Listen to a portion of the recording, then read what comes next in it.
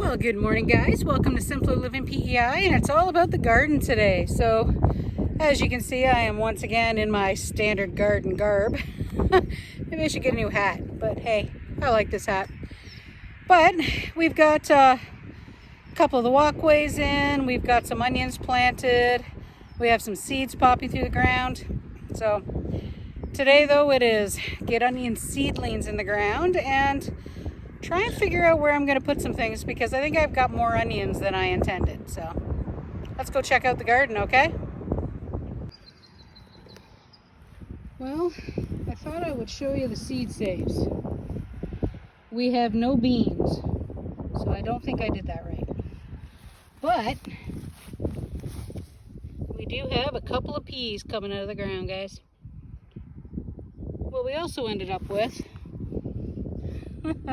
see that? That is called a volunteer sunflower. And we got part of the walkway in, not very well, but this is just the first year. It'll look terrible. There's another volunteer sunflower. There's a few more volunteer sunflowers. Oh yeah, wait. There's two more. Just a few volunteer sunflowers. But we did plant some cucumber seeds along here. So time to get some watering done. We also have some beans coming out of the ground, guys. Check it out. They're coming along. They're slow. The sugar snap peas are slow, but they're coming. And if you check down, every now and then we have another bean.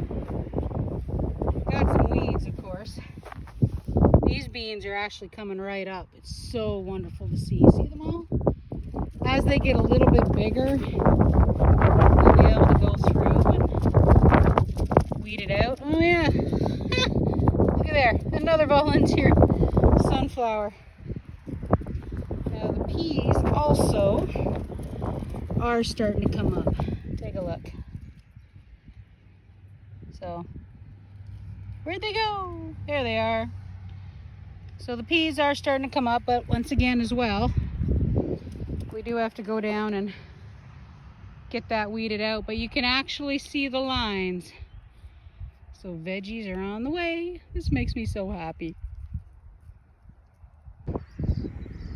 And the last thing is the kale that doesn't die.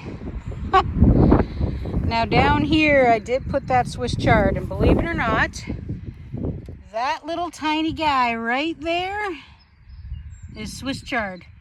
There's a few of them that have popped up. There's another one. But of course, it's kind of hard to tell the Swiss chard from the few weeds that have grown up in here. So, but this kale, I'm just absolutely amazed at. I mean, look at this. He's healthy, they're growing big. Of course, the rest of this row here will have peppers kind of intermixed with them.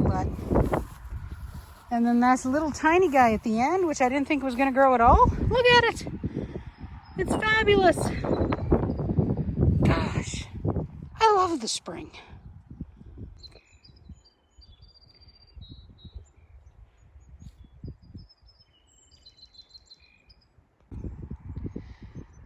So one of the things we're having a problem with is that sprinkler.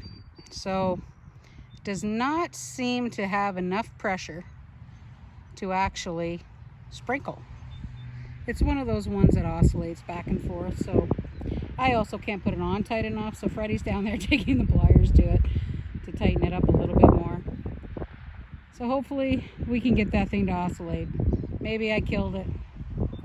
If so, though, our little jerry-rigged square sprinkler might have to do for a bit until I get another one. Here's hoping it works. Yeah, it's still not actually working right. We're losing too much water where it plugs in. It is a really, really long hose though, so time to disconnect it and we'll try some Teflon tape. Maybe we can get a better gasket. Alright, just another day on the homestead. But guys, Check out that rhubarb.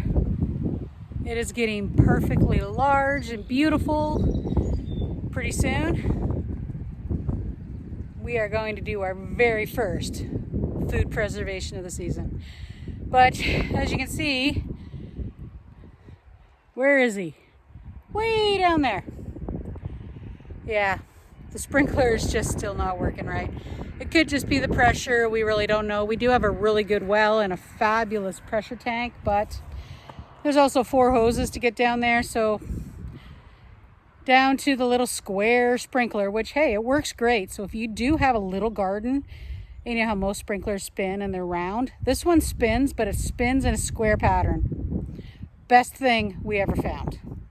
Now we have it on a sawhorse to keep it above everything, which makes it really, really good for us in the garden. So, oh well, back to old school it is.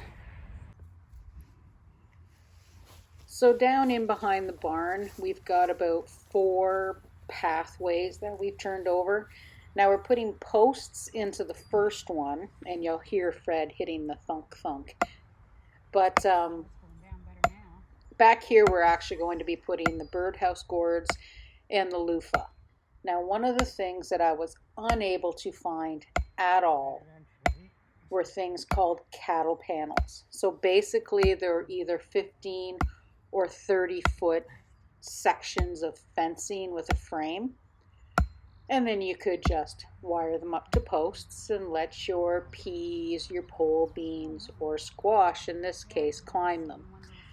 Now I did find some in New Brunswick, but 1, they were 30-foot panels and I would have had to rent a trailer, and 2, I really didn't want to spend $50 just to cross the bridge to get them. So we did not do so.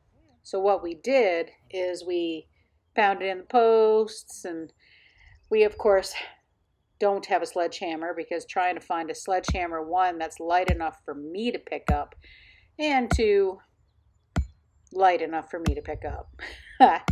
It's a little hard to do.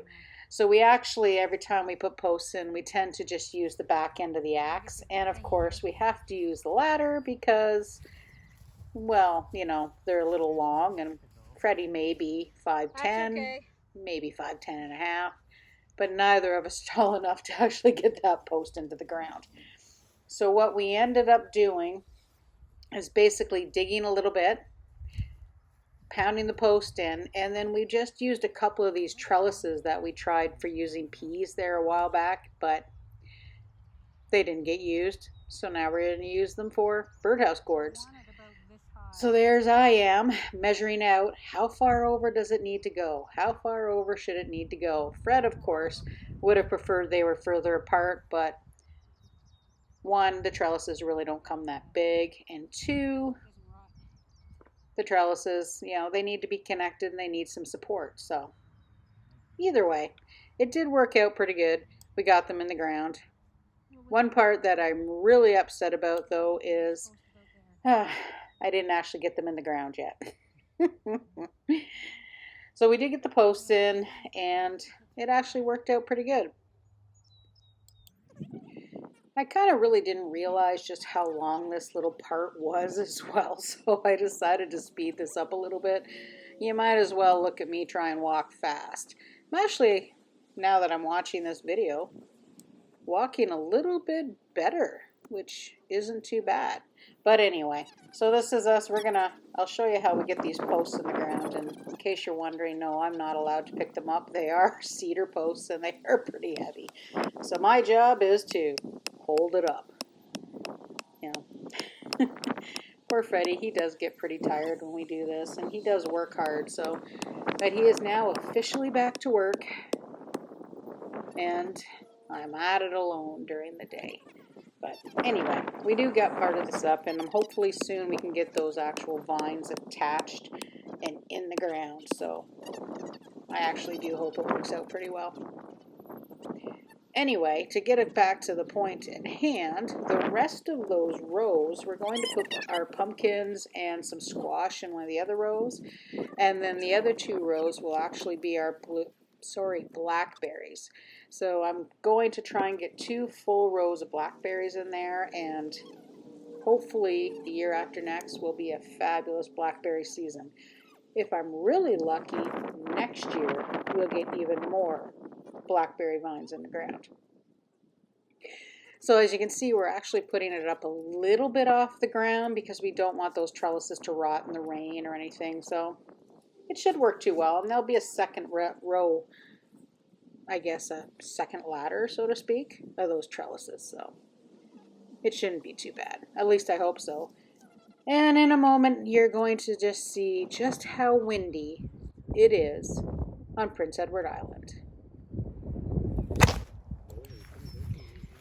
Well, the camera fell over, but there's the bottom of the first set. There'll be one more post and then one more bottom. And then it's two more of those cheapy little trellises. But black flies are out. This chick's going in the house.